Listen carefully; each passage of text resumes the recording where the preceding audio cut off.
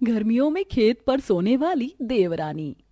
चांदनी, तू फिर घर से उठकर खेत में सोने आ गई। तुझे कहा था ना कि खेत में नहीं सोना है। क्या है माँ, सोने दो ना। आप जानती तो हो कि मुझे खेत की ठंडी ठंडी हवाओं में ही नींद आती है। कमरों में मेरा दम घुटता है। हाँ, मैं जानती हूँ कमरे में तुझे घुटन होती है, पर शादी के बाद क्या करेगी? ससुराल में भी अपना बिस्तर खेत में खाट लगा कर करेगी। तब की तब देखेंगे माँ, अभी आप मुझे खेत की ठंडी हवाओं में सोने दीजिए।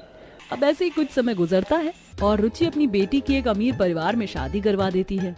आओ बहू रानी, कलश गिराकर घर के अंदर आओ। जी माँ जी। हाँ, ये देवरानी जी, आप अपने कमरे में जाकर आराम कर लीजिए। जी जेठानी जी।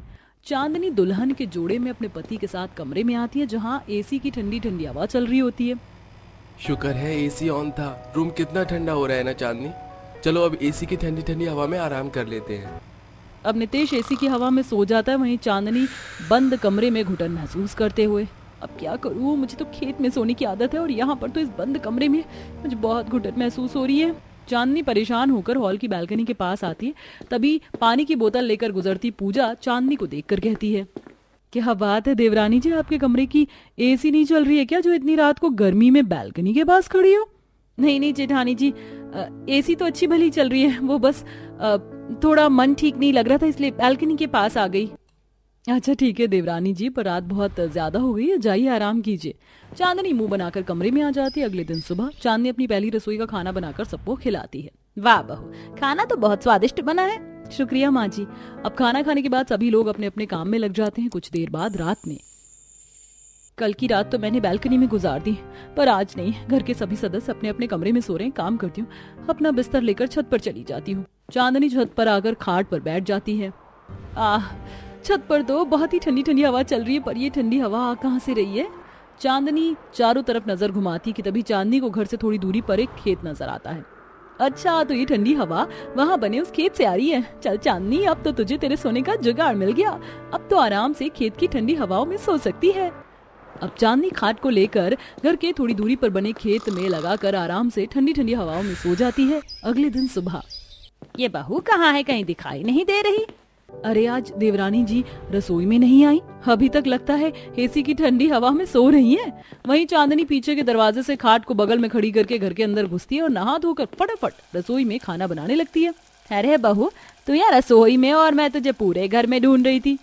हाँ हाँ माँ जी, मैंने भी आपकी आवाज सुनी थी, पर मैं बाथरूम में नहा रही थी, इसलिए मैंने जवाब नहीं दिया। अब इसी तरह चांदनी रोज रात में सबके सो जाने के बाद अपनी खाट को खेत में ले जाती और ठंडी ठंडी हवा में आराम से सोती। तभी एक रात अचानक नितेश की आंख खुलती है तो वो देखता है कि चांदनी बेड पर नहीं है। अरे चांदनी कहाँ गई? वॉशरूम का दरवाजा भी ओपन है। चलो क्या पता रसोई में गई हो किसी काम से। अगले दिन सुबह, माँ जी देवरानी जी कहाँ है, कहीं दिखाई नहीं दे रही है। अरे नहा रही होगी बहू। वहीं चांदनी पीछे के दरवाजे से खाट को लेकर अंदर आती हुई। आज तो खेत से घर आने में बहुत लेट हो गया। चांदनी खाट को खड़ी कर ही रही होती कि तभी सारा परिवार चांदनी को देख लेता है। चांदनी, तुम यहाँ अपने हाथों में खाट पकड़कर क्यों खड़ी हो? देवरानी जी, आपकी शक्ल देखकर तो लग रहा है कि आप अभी अभी नींद से उठी हो।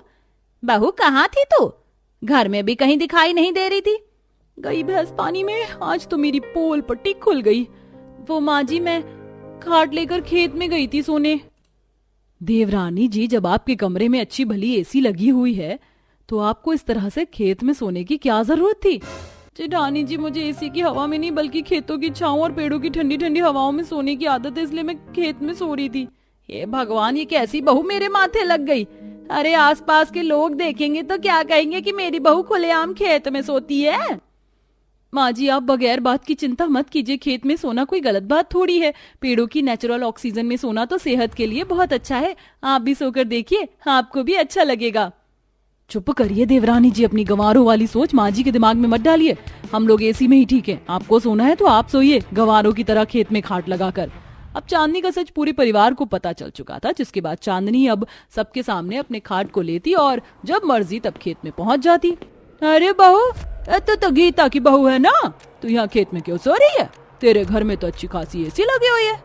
ताई जी, मुझे एसी की हवा पसंद नहीं है और ना ही मुझे बंद कमरों में नींद आती है। मेरी बचपन से ही आदत है खुले आसमान में, पेड़ों की छांव में, प्राकृतिक की ठंडी हवाओं में सोने की, इसलिए मैं यहाँ खेत में सो रही हूँ। ऐसे ही कुछ दिन गुजरते हैं और एक दिन पूरा परिवार रात का खाना खाकर अपने कमरे में आराम करने जाता है कि तभी बिजली चली जाती है और पूजा एसी की हवा ना मिलने के कारण गर्मी से बौखलाने लगती है।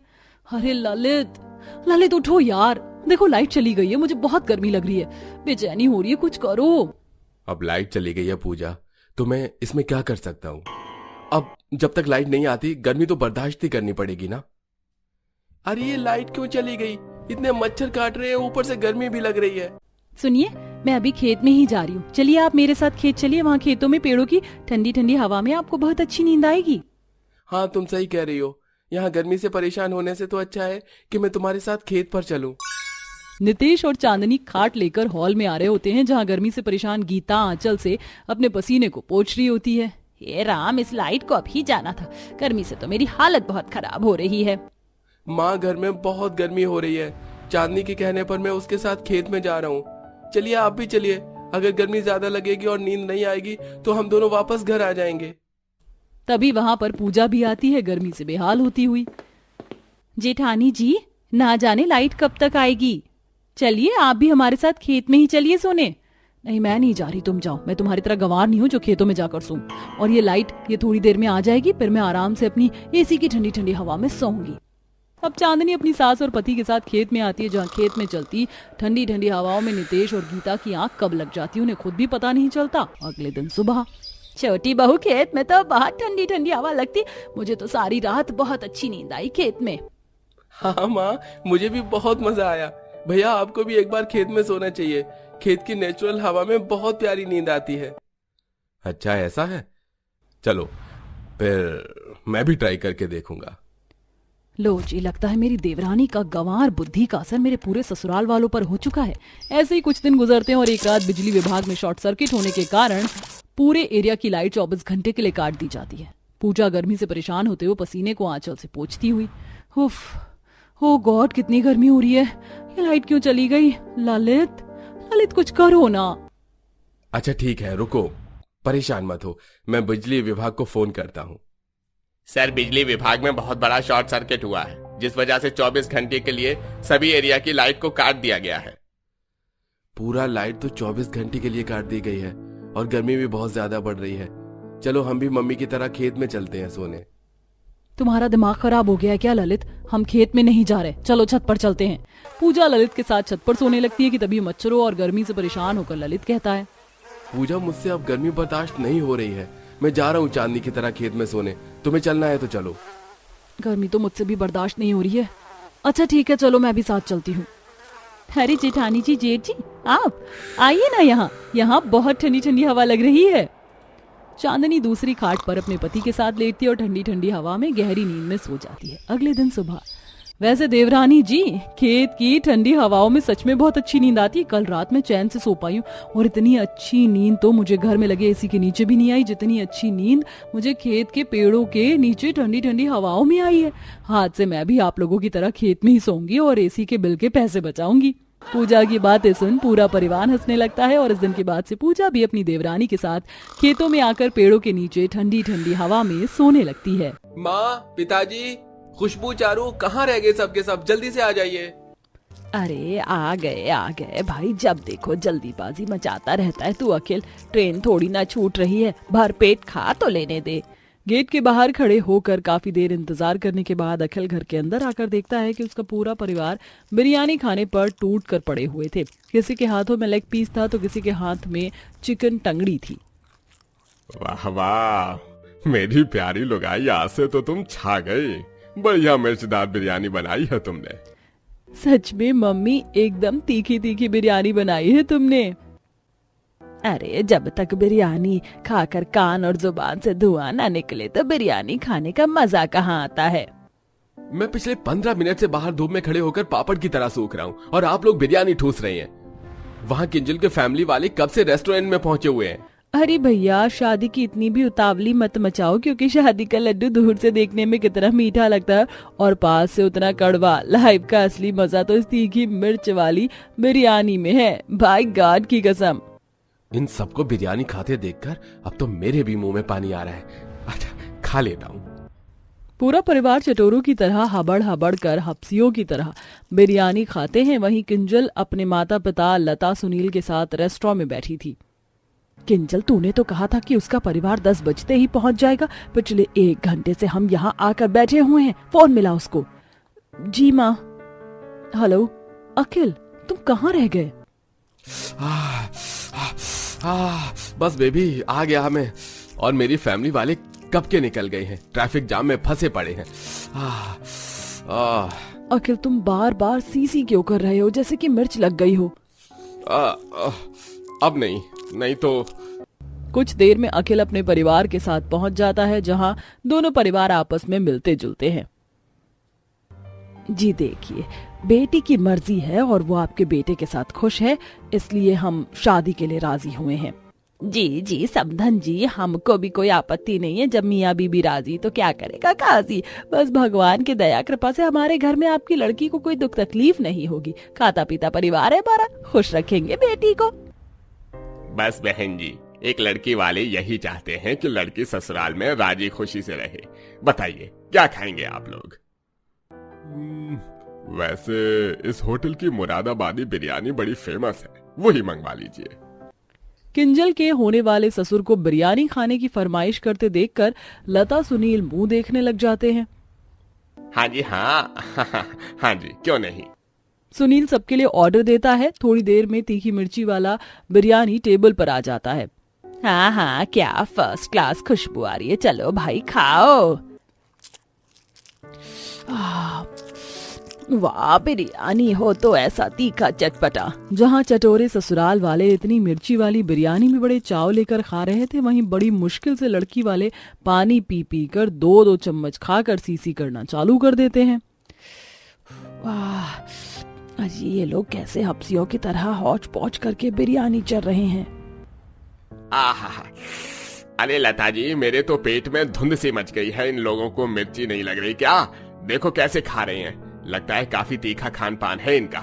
मुझे तो डर है कि किंजल की तीखी मिर्ची वाली बिरयानी खाने वाले ससुराल वाले कहीं उसकी मिट्टी पहाड़ न कर दें। इसी तरह वक्त गुजरता है। थोड़े दिन में अखिल किंजल की शादी हो जाती है और बड़े धूमधाम से ससुराल में स्वागत होता है।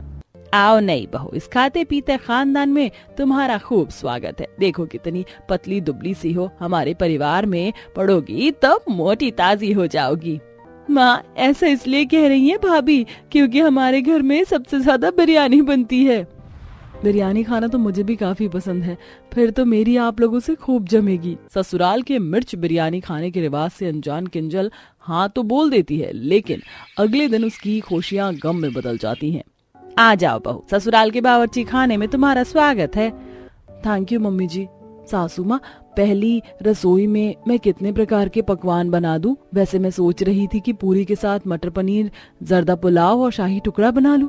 मीठे खान पान का नाम सुनते ही सुषमा चिड़चिड़े मिजाज से कहती है, ना बहू, मीठे पकवान तो हमारे घर में किसी के चित्त पर भी नहीं चढ़ता। तू तो बढ़िया सी तीखी मजेदार बिरयानी पका ले। ठीक है माँ जी, पर माँ जी बिरयानी के लिए तो चिकन भी चाहिए होगा, चिकन मंगवा दीजिए। अरे बहू, इतनी गर्मी में चिकन वाली बिरयानी पचाना मुश्किल है। यहाँ बोरी भरकर मोटी वाली मिर्च भरी है, तो चल अब फटाफट से बढ़िया मिर्चीदार बिरयानी बना ले। मिर्ची वाली बिरयानी का ऑर्डर सुनकर किंजल के भेजे का कचुम्बर बन जाता है। सिर्फ मिर्ची की बिरयानी कौन खाता है? आज तो फंस गई तू किंजल। किंजल सास के डर के मारे गर्दन हिलाकर हाँ कर देती है। सास के किचन से खिसकते ही ऐसा करती हूँ, चावल भिगोकर काटा पीटी चालू कर देती हूँ। अखिल किचन में आ जाता तो चिकन मंगवा लेती। काफी देर इंतजार करने के बाद किंजल ऑनलाइन चिकन मंगवाकर बिरयानी बनाती है। यहीं दोनों ननद खुशबू चारू किचन में टपक जाती हैं। भाभी, माँ ने कहा है बिरयानी में हरी मोटी वाली मिर्च के साथ कुटी कश्मीरी लाल मिर्च भर कर डाल देना। पर खुशबू, पहले ही मोटी वाली मिर्च बड़ी तीखी है और गर्मी भी है कितनी तेज, हजम नहीं होगा। भाभी, हमें तीखी से तीखी बिरयानी भी हजम है, आप डालो। किंजल बौखलाकर पूरी बर्नी बिरयानी में डाल देती है। मुझे क्या, खुद ही इतनी तीखी मिर्ची वाली बिरयानी खाकर बम की तरह फटेंगे और सुबह सीधा टॉयलेट का रास्ता पकड़ेंगे। पसीने में भीगी बहू सबको मिर्ची वाली बिरयानी परोसती है। लीजिए, आ गई हमारी मिर्ची वाली लजीज बिरयानी।